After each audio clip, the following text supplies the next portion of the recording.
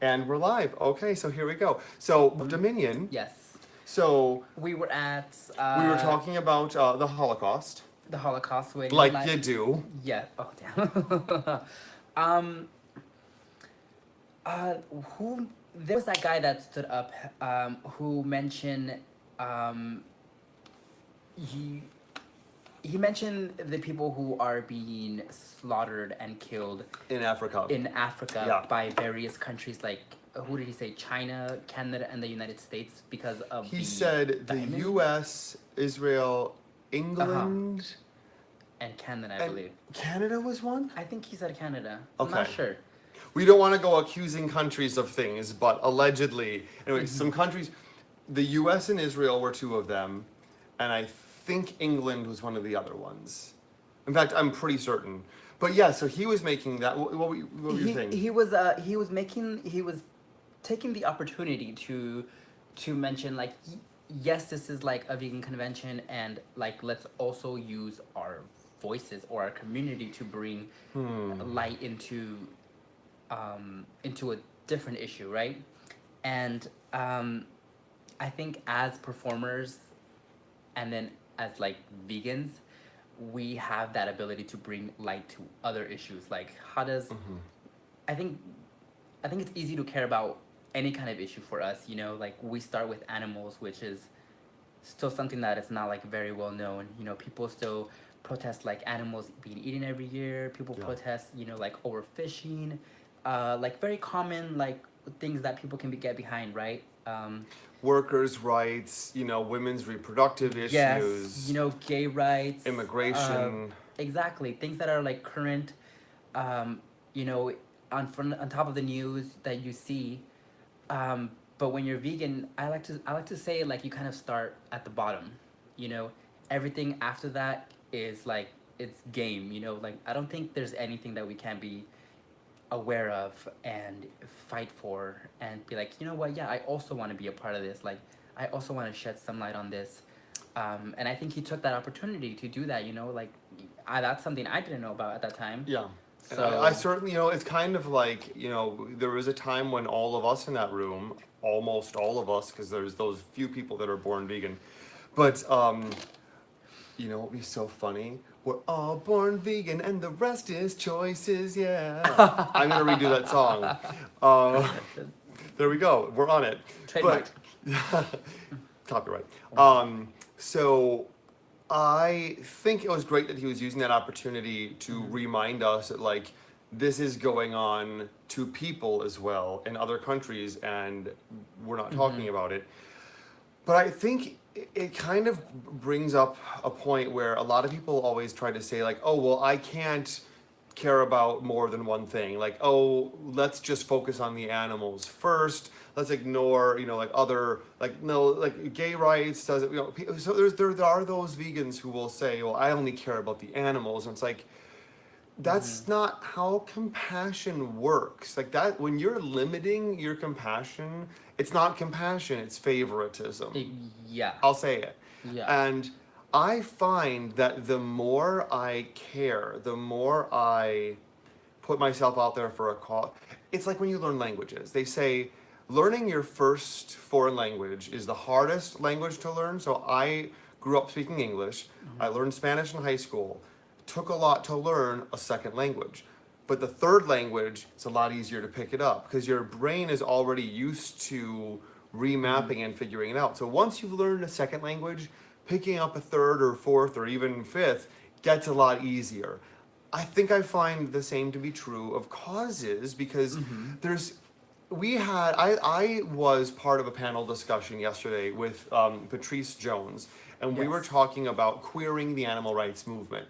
But it really became a conversation about how toxic masculinity and capitalism are basically the root of all of our problems today. Like you could take a look at what's going on even in that film today. I was taking a look at how much do we see examples of toxic masculinity in that video where what's Oh, probably yeah. getting these workers through their job Yeah. is I'm a man, damn it. And like this pig is gonna answer to me. This sheep is gonna answer to me. You know, there was that one guy who was doing the bullet gun who responded in a way that I was like you really see yourself at a point where you have all the power, and this being is here to be a subject to you, to be under your foot. Yeah. And he really got that across by just what he was saying. I don't remember exact wording, but he definitely felt that within himself. Like, this is my power, like this is what I can control, and this being is under my foot. So I definitely noticed that. There was the moment when they brought up the rodeo, and it just got me thinking about Madison Square Garden in New York City. The rodeo comes like once a year, and a lot of activists will protest it. I have not, but they all talk about, not because I'm very against the rodeo, but it's a very difficult protest because you have people who are super machismo and Yeah. like super like, I don't know how to say it without Aggro? being offensive. Yeah, Okay, that's a yeah. good way to put. Christina Agro, something. Anyway, I wanted to do a copy of Miss Cracker's Review with a Jew. Do you know how she does that? It's like, and Yes. this is Review with a Jew. I wanted to do Welcome, and this is Review. On today's episode, anyway, my friends go to Madison Square Garden to protest the rodeo, and like the at least verbal violence that they're subject to from the people who are there supporting the rodeo and they don't want to hear it. That's just another example of like such toxic masculinity where this man is like, I'm not about to be challenged on something I love by some vegan. And so there is Yeah. the toxic masculinity at play where there's no, like, as a man, in front of my woman, in front of my buddies, I can't say, hey man, it sounds like you're really hurting, you know, or like, hey man, like it sounds like you really care about this issue. Like, there's no meeting them where they're at. There's no being with their frustration. There's no being with their feelings. It just immediately goes to aggression and like overpowering them. I haven't been to a protest like that either, but as I was watching the people in the rodeo, I was imagining like, damn, these guys would be so hard to kind of level with, because first of all, personally, speaking as like a queer man, even if I was out of drag. You're a man? You think you know someone. Anyway. I think that's where it would get hard, because like that, for them, that's like two strikes for you.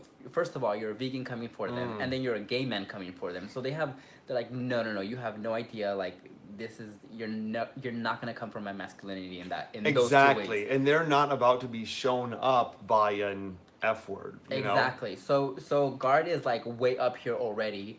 And that's what I was thinking as I was watching, like, damn, those guys would be hard to like level with. Yeah. Even if you don't mention that you're gay, you know. Oh, well, I mean, fortunately, you don't have to.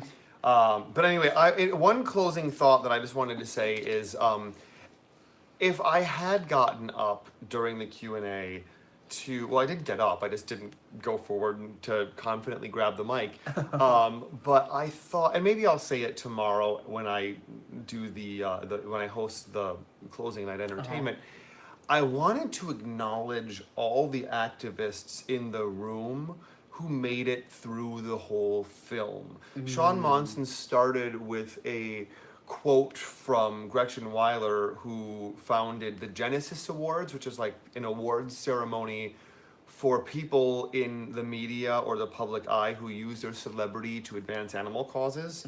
How funny! Genesis should win the Genesis Award one day. There's an 11-year-old love her, by activist the today, way. Genesis, who won the Lisa Shapiro Award for like Yes. activists under the age of like, I don't know, 18? 18, something like Yeah. that. She was 11. She's been vegan, I think, since she was 6. Anyway, but Gretchen Weiler, who founded those awards, said, "We must not refuse with our eyes what they must endure with their bodies." And so Sean said, what you're about to watch is tough to watch. But Goosebumps. keep in mind, you're just looking at it. They couldn't look away from how much it hurt. They couldn't look away from being killed. They had to endure it. So if the least I can do is bear witness. So I really wanted to acknowledge all the people in the room who bared witness, all the people who watched the whole thing. Because for me, as a vegan of 8 years, after a while, it starts to become like, yeah, girl, oh, I'll be at the LA Animal Rights Conference. Like, are you going to DC for the DC Veg Fest September 15th? Oh my God, I'll be there. It starts to become about doing another event or speaking at another thing or filming some more episodes of my podcast or cooking show or taking some more pictures at Veggie Grill or touring the country and experiencing the vegan world. And it becomes a little less about like, oh my God, while I was out doing that and hashtagging things, this many cows went to their death, and here's what it looked like, and here's what it sounded like. So for me, watching that, it really like had me re-up and recommit to my activism. Exactly, yes. And I want to acknowledge all the people in that room who knew when to stand up and leave. For all the people in that room, I want to acknowledge them for taking care of their emotional and mental well-being, that they didn't push it and like, no, I'm going to force myself to watch the whole thing. Like, they let themselves cry when they needed to cry. They left the room or they looked away when they needed to. There was a moment when I was like, this is all too much. I'm going to log on to Grindr really quick and just see who's online. I may or may not have. But anyway, for everyone... You know what? That's very true. Same for what you mentioned. It like this event has been fun, and it recentered and like kind of like what's the word, like galvanized like my mission to the animals. But my friend Mikey Anthony mentioned how like how these videos give people anxiety, non-vegans and vegans alike. And he says like, you know what? It takes a lot of courage to watch this. And to also realize that, you know, our anxiety means nothing when they go through it and then they die for it. And that's like the way I was looking at it as I was watching. And, you know, sometimes the visuals are a thing and you can look away. But what got to me every single time for me was the sounds. Like the cries. Like... Especially with the goats, because the goats sound so human.